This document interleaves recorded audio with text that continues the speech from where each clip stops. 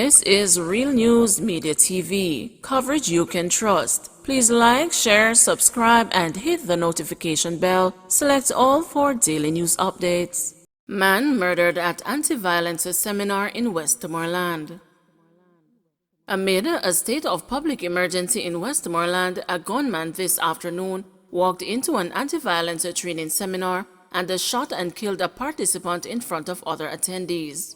The United Nations Children's Fund Peace Management Initiative Gender-Based Violence Seminar was being held at the Source Center on Barracks Road in Savannah, Lamar. One eyewitness said he watched helplessly as the young male participant was gunned down. "I sat down and watched this young man die. I watched every bullet the boy pumped into the young man, and I could do nothing about it," he told the news. Witnesses say the trainee, who is from one of the violence-plagued communities in Westmoreland, went outside to have his lunch. Another young man dressed in a red hoodie and a red handkerchief around his face opened fire at the participant, killing him.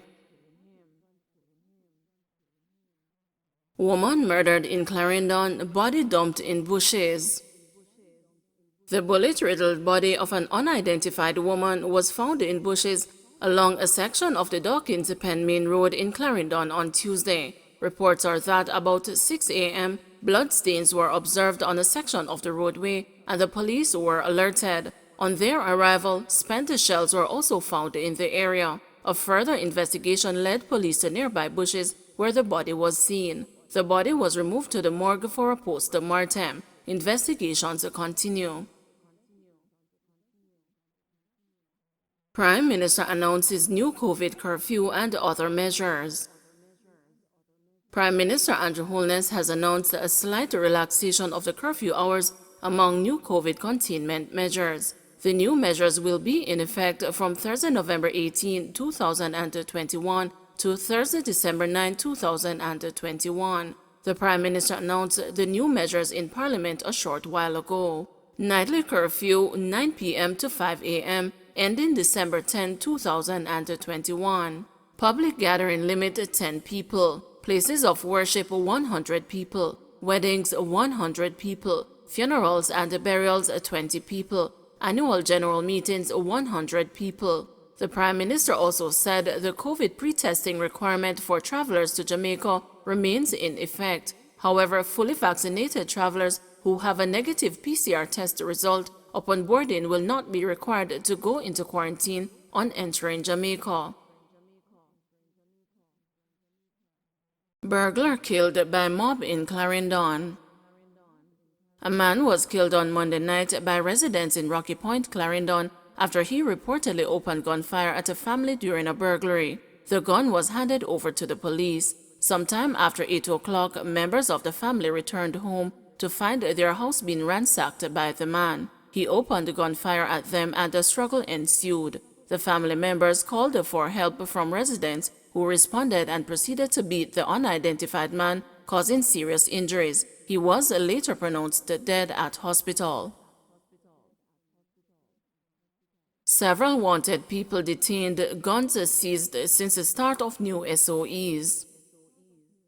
The police has said several people wanted for various crimes have been detained since the state of public emergency was imposed in 7 police divisions on Sunday. Senior Superintendent Stephanie Lindsay, head of the Jamaica Constabulary Forces Corporate Communications Unit, said illegal firearms have also been seized. SSP Lindsay, who spoke with the news on Tuesday morning, said the numbers have not yet been tabulated, but she would probably have those statistics by Tuesday evening. According to SSP Lindsay, residents in the communities under states of emergency have welcomed the presence of the security forces. A little later today, when I speak to the Secretariat, I'll have probably a tally of where we are so far, because we are tracking, our success rate and the hit rates and so on. So I'll be in a better position in terms of numbers, even without the sheer number, the numbers, for statistical purposes.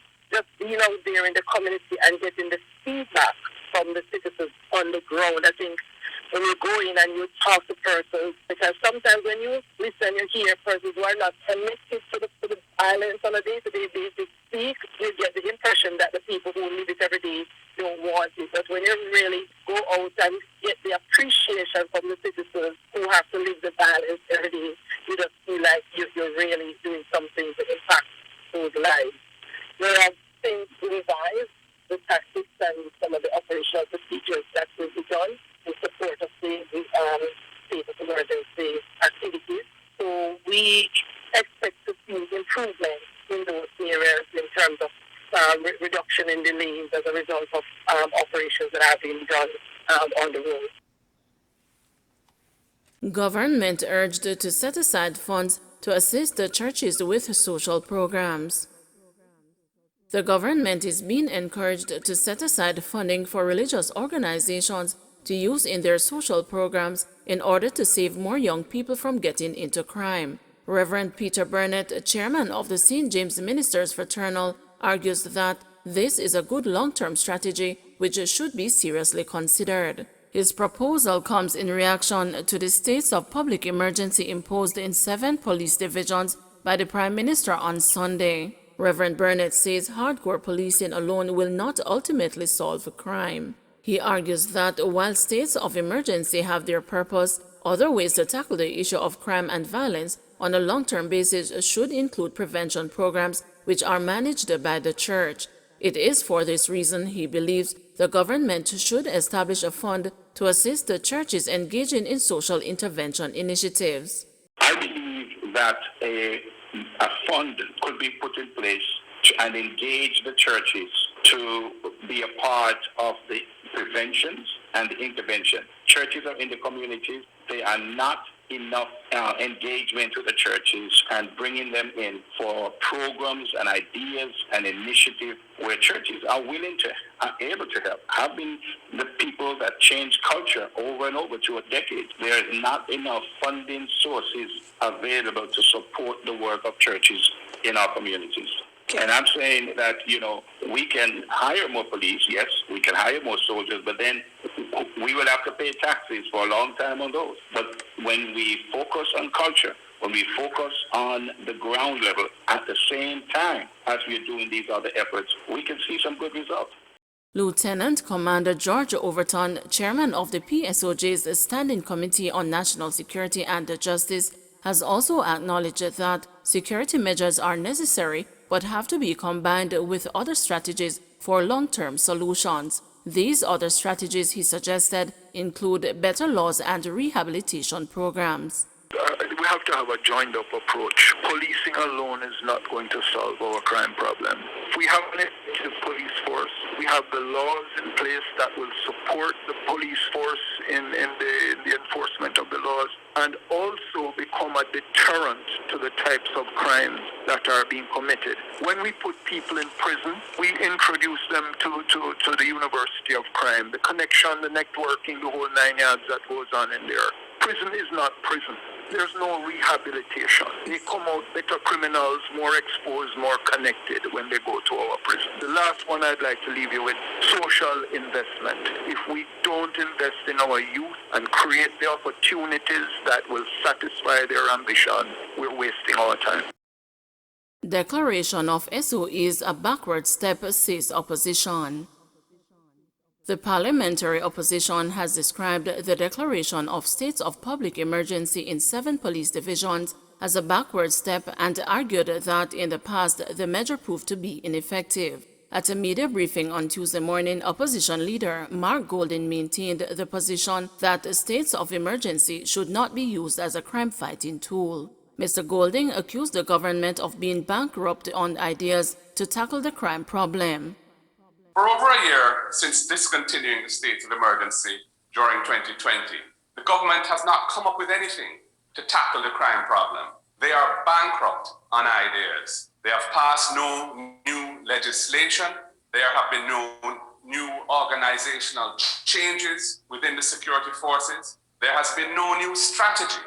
The government has failed to keep Jamaicans safe. Their record on crime and crime control is abysmal. We, in the opposition People's National Party, support a different approach to the problem of violent crime. We believe it must be a balanced approach. Where is the overhaul of the Firearms Act? I think in light of the fact that it has proven to be ineffective, that it does not work, and that we do not think it's in the Jamaica's best interest to allow the government to pursue a strategy that does not work when we need a strategy that will work, and when we do not believe that it's in the best interest of the people to allow their rights to liberty to be curtailed in a way that can affect many young people and adversely trample on their rights without compensation and affect their prospects going forward. So as far as I am concerned, I do not support this state of emergency at this time. This use of states of emergency is also, in my opinion, illegal and unconstitutional. The Supreme Court has said so. The government is appealing that decision, but the Court of Appeal has not yet ruled on the matter. And there is another case before the Constitutional Court to be heard in December, challenging this use of states of emergency. The judicial process has been grossly disrespected by this government by going back to that strategy when the matter is before the courts. We do not support this violation of the principle of separation of powers. The Prime Minister called the rule of law and upholding a constitution as a matter of academics. That is one of the most dangerous statements ever made by an elected leader of this country. Where is the legislation to bring new and enhanced security measures to provide an efficient mechanism for enhanced surveillance of dangerous suspects? Where are the tracking devices for alleged sex offenders and other violent criminals who are granted bail? We've been hearing about these things for years now, but the government has dropped the ball in each instance. Where are the agreed adjustments to strengthen the anti-gang legislation arising out of the parliamentary review that we completed over a year ago? Nothing has happened since on that, even though tackling gangs by effective prosecutions is so vital to the safety of our people. Don't forget to like, share, subscribe, and hit the notification bell. Select all for daily news updates.